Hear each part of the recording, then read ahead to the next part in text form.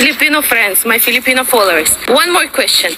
Why you are going outside in the morning with wet hair? You like to wash the hair, or what's the reason you wash the hair in the morning? Usually I wash them in the night to dry and then I can sleep and then all okay. But you will go outside to work with wet hair in the metro and conditioner. I'm scared for you. Seriously, it's all without hate. I'm just asking because I'm curious. All the time I see you with wet hair. Please. Otherwise, you have to come here. Please make sure that you blow dry and then you will go outside. Because not good. Not good. Nagtaka talaga siya bakit ang mga Pilipino pag pumapasok sa trabaho ay basa pa ang buhok. Bakit ang mga Pilipino mahilig maligo sa umaga bago pumasok? Kasi yan po ang culture ng Pilipino. Kasi yun po ang nasanayan namin na bago po kayo pumasok sa eskwela, bago po kayo pumasok sa trabaho, ay maliligo ka. Kaya basa pa ang buhok.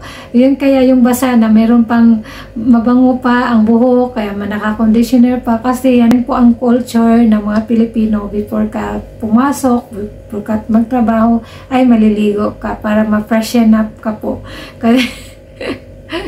Kasi para sa amin, nangamoy po kami, hindi po kami na komportable na pumasok na hindi maliligo. Sa amin, hindi talaga uso ang blower. Sa totoo lang, alam na yan ng ibang mga kababayan na hindi uso ang blower. Alam mo sa amin, makapag-blower lang kami pag nandun ka, nagpasalon ka.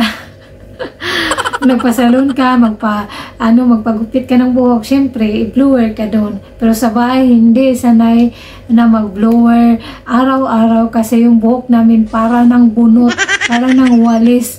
Kung grabe ang dry, kahit ano pang gawin mo, kahit nga ako, hindi ako palaging nagbo-blower kasi yung buhok ko, naku, wala na, lagas na, parang na tayo nito. Ubos ang buhok. Sa totoo lang, hindi ako sanay na mag-blower kasi yung buhok ko nalalagas talaga. Kasi yung buhok ko, hindi talaga gaano kapal yung mga strand niya. At gusto ng mga Pilipino, araw-araw naliligo. Hindi pwedeng hindi maliligo. Diba? Relate kayo niyan. Hindi kumpleto ang araw pag hindi ka naliligo sa umaga. Kasi yan na talagang nasanayan natin, diba?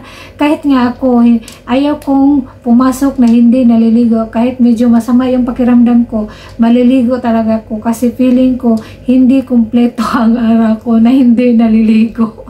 Mga ibang nationality, iba-iba tayo ng mga culture. So, iba-iba tayo ng mga paniniwala. So, ang mga Pilipino naman ay araw-araw talaga naliligo kasi para sa amin, hindi kumpleto ang araw namin pag hindi kami naliligo sa umaga. Before pumasok sa trabaho, kahit noon pa kami, maliit pa kami, ay before pumasok sa eskwela, ay naliligo po kami. See you on my next vlog mga kabayan. Kita-kits tayo ulit. Bye! See you on my next vlog. Bye! God bless us all.